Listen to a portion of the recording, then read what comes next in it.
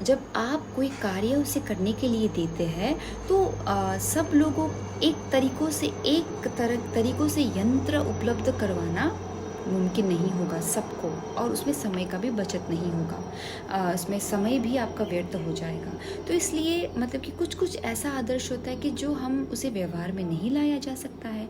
तो इसीलिए क्या करना है कि हर एक अलग अलग बच्चे को, भले ही एक ही विषय हो, एक ही टॉपिक हो और एक ही मकसद हो, लेकिन बच्चे को क्या करने के लिए देना चाहिए कि वो अपने तरीकों से यंत्र का इस्तेमाल करे, अलग अलग यंत्रों का इस्तेमाल करे, ताकि क्योंकि अगर एक ही तरीकों से, अगर यंत्र कहने से तरीका भी बोल सकते, एक ही तरीका से कितने जन लोग करेगा, कितना दिमाग लगाएगा।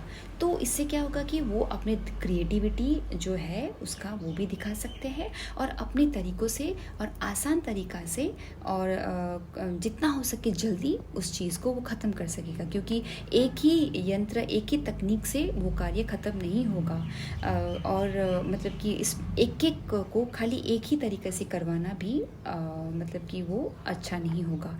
तो इसलिए प्रैक्टिकलिटी होना ज़रूरी है। मतलब कि इसमें क्या कर सकते हैं कि एक विषय को अलग अलग तरीक़ों से, अलग अलग यंत्र से भी कर सकते हैं। तो अंतिम में जो सबसे महत्वपूर्ण आपका जो विशेषता है आकलन का, वो है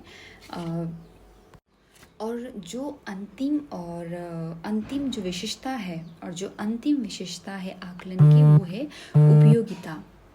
क्योंकि उपयोगिता का क्यों होना चाहिए, क्योंकि इस आकलन में शिक्षक को बता देना चाहिए कि उस छात्र में क्या कमी है, किस चीज़ की कमी है, उसको उस चीज़ में क्या जोड़ना है, ताकि वो आगे वो गलती दोबारा ना करे।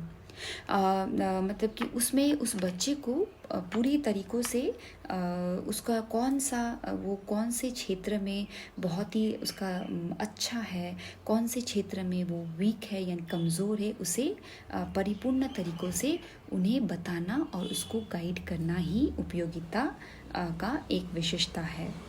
तो ये है आपका पाँचों का पाँच आकलन की विशेषताएं। मैं आशा करती हूँ कि आप सबको ये आज का टॉपिक समझ में आया, और जितना हो सके मैं आप लोगों के लिए हिंदी में ही लाने की कोशिश कर रही हूँ।